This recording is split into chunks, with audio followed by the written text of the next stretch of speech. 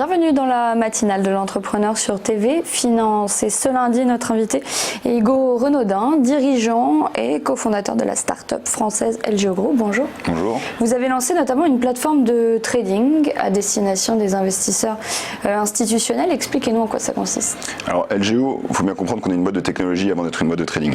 Donc ce qu'on développe, c'est de la technologie qui permet à n'importe qui d'échanger de manière sûre et transparente des actifs qui vivent sur une blockchain. Donc ces actifs qui vivent sur une blockchain, ça peut être une crypto-monnaie, ça peut être un actif tokenisé, ça peut être plein de choses, ça peut être un actif financier traditionnel. Et aujourd'hui, notre plateforme qui est live, c'est effectivement une plateforme de trading de crypto-monnaie à destination des investisseurs institutionnels, mais pas que, aussi des individuels, des semi-pros. Et finalement, ce qui fait notre différence sur cette plateforme-là, c'est cette notion, encore une fois, de sécurité et de transparence. On est les meilleurs sur le marché en termes de sécurité et de transparence, on est les seuls à pouvoir garantir ça, et on le fait par l'utilisation de notre technologie. Donc il n'y a pas besoin de nous faire confiance, tout est complètement codé dans notre technologie, et ça fait de nous l'une des plateformes les plus sûres du marché. Donc pour vous donner un ordre d'idée, la plateforme, elle fonctionne depuis à peu près 5 mois, on a 26 clients institutionnels, et en termes de volume échangé, on a échangé un peu plus de 150 millions de dollars, ce qui fait de nous la plateforme numéro 1 en France, numéro 2 en Europe, et quelque part dans le top 20 dans le monde. À quelle problématique vous répondez ? Problématique, encore une fois, une problématique de sécurité et de transparence. Donc, il faut bien comprendre que ce marché du Bitcoin et des crypto-monnaies, c'est un peu le Far West. On a des structures d'échange qui ressemblent énormément à des casinos. Et la comparaison est bonne, parce que quand vous allez au casino, vous prenez un risque de marché, vous jouez au poker, vous pouvez perdre votre argent, vous pouvez perdre votre mise. Donc ça, c'est le risque de marché qui est inhérent à n'importe quel trading, dans n'importe quel actif. Mais ce qu'il y a de particulier quand vous allez au casino, c'est que pour pouvoir trader, pour pouvoir jouer au poker, vous allez acheter des jetons avec vos dollars. Et si vous êtes très bon au poker, vous allez avoir beaucoup de jetons, mais finalement vous n'allez jamais pouvoir, si le casino fait faillite ou si le casino ne veut pas vous rendre vos jetons, vous vous retrouvez avec un sac de plastique. Et c'est le risque de contrepartie envers le casino. En fait, on a exactement la même chose dans toutes les plateformes de crypto-monnaie qui sont structurées de cette manière-là. C'est-à-dire qu'elles détiennent les fonds des clients, c'est la seule source de vérité, et ça fait des plateformes qui sont des agrégats de risques énormes pour les investisseurs. Nous, ce qu'on fait, c'est qu'on prend l'infrastructure traditionnelle financière et on l'adapte à ce monde des crypto-monnaies. Et donc dans cette infrastructure traditionnelle, il n'y a pas du tout cette structure de casino, tout est très ségrégué, il y a une distribution des risques entre différents acteurs, et c'est là qu'on intervient. Donc on est beaucoup plus sûr et beaucoup plus transparent, encore une fois. À part la transparence et la sécurité, quelle différence et quels avantages par rapport à une Coinbase classique ? Il y a beaucoup de choses. En fait, quand vous regardez ce que regardent les traders dans le marché des cryptos, il y a plusieurs choses. Ils regardent le prix. Est-ce que le prix est bon ? Est-ce que je peux acheter mon Bitcoin 10% moins cher ou est-ce que je peux le vendre 10% plus cher ? Il y a une notion de volume, d'utilisation de la plateforme et donc de volume échangé. Et ensuite, il y a toute cette notion de risque qui sont liées à sécurité et transparence, aussi le risque de régulation et une notion de relation client. Et en fait, nous, ce qu'on apporte, une relation client qui est bien meilleure que celle d'une plateforme grand public, parce que forcément, on a moins de clients qui sont plus gros et on peut leur apporter plus de services. On a un prix qui est très bon parce qu'on a beaucoup de ce qu'on appelle des market makers, qui sont des gens qui vont apporter de la liquidité, et on fait un effort commercial là-dessus. Et encore une fois, en termes de risque, on est les meilleurs sur le marché, et c'est ça qui fait que les gens viennent traiter chez nous. Donc c'est un environnement idéal pour un trader sérieux. Exactement. Et c'est ça le but d'ailleurs. Notre but, c'est pas fondamentalement d'avoir des millions et des millions d'utilisateurs, même si on aimerait bien, c'est toujours bien. Notre but, c'est de créer un produit qui correspond à une demande institutionnelle et professionnelle. Le fait qu'on puisse échanger pour l'instant uniquement des dollars contre des bitcoins, c'est un choix logique ? Alors aujourd'hui, dans notre approche, c'est effectivement un choix qui est, je dirais, pragmatique et qui correspond à notre système de développement. Nous, encore une fois, aujourd'hui, on est une boîte de crypto-monnaie, mais finalement, la crypto-monnaie, c'est un peu notre terrain de jeu. Ce qu'on voit, c'est une vague de ce qu'on appelle de tokenisation, qui est le passage d'actifs financiers traditionnels vers des supports type blockchain, et donc des tokens, des crypto-monnaies, des jetons. Donc toutes nos technologies qu'on déploie aujourd'hui sur le marché qui est relativement petit, mais qui est le plus gros marché d'actifs tokenisés, qui est le marché du Bitcoin. En fait, le but, c'est de devenir leader sur ce marché-là pour pouvoir tester notre technologie et l'appliquer à plein d'autres actifs. Quels avantages a la blockchain ? Alors, il y en a plein, c'est une vaste histoire. Donc, si on prend un peu de recul, qu'est-ce que c'est qu'une blockchain ? C'est rien de plus qu'une base de données, sauf que la différence, c'est qu'elle est partagée par plein de gens.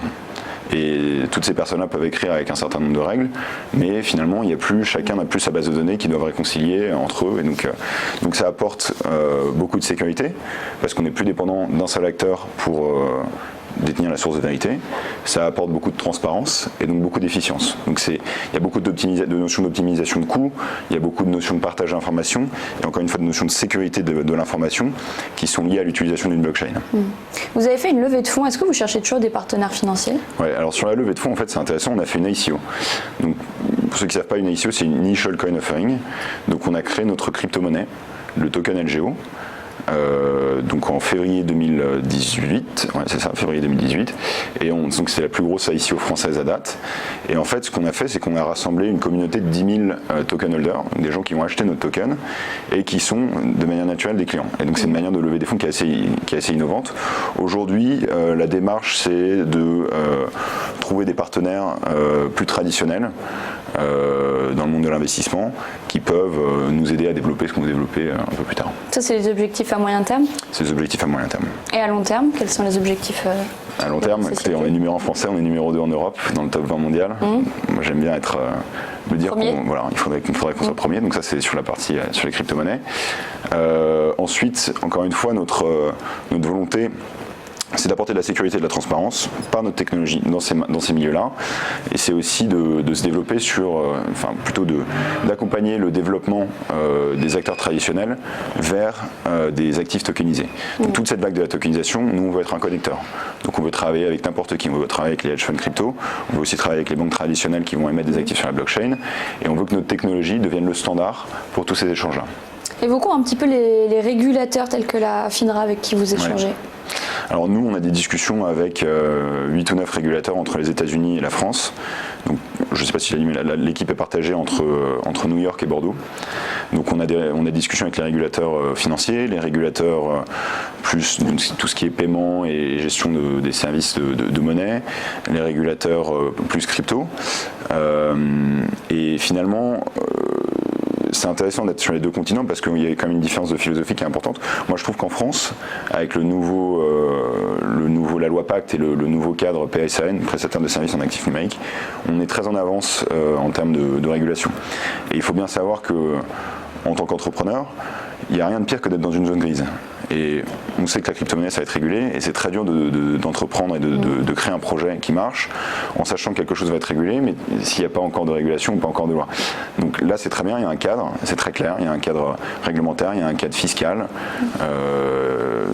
Donc je pense que c'est un terreau, la France devient un terreau assez fertile grâce à cette régulation pour pouvoir entreprendre dans le monde des crypto-monnaies. Et de manière très technique, vous avez fait des demandes pour une BitLicence et pour une licence de broker-dealer. Exactement, oui. Dans le but de pouvoir, en fait la BitLicense nous permet d'opérer avec des clients qui viennent de l'État de New York. Donc c'est une régulation locale de l'État de New York. Donc ça c'est, en fait aujourd'hui, ce que ça nous permettrait aujourd'hui, c'est d'avoir des clients new-yorkais, tout simplement. Ce qui est intéressant parce que New York c'est quand même un hub financier majeur. Donc ça c'est le premier truc. La licence de broker-dealer auprès de la FINRA, elle nous permet de lister des actifs financiers. Donc il y a une notion business qui consiste à nous pouvoir lister plus de produits ou aller voir plus de clients. Et il y a aussi une notion de produit, parce qu'en fait en construisant notre produit qu'on opère nous, avec les contraintes des régulateurs, on construit un produit qui va convenir en fait à n'importe quelle entité régulée.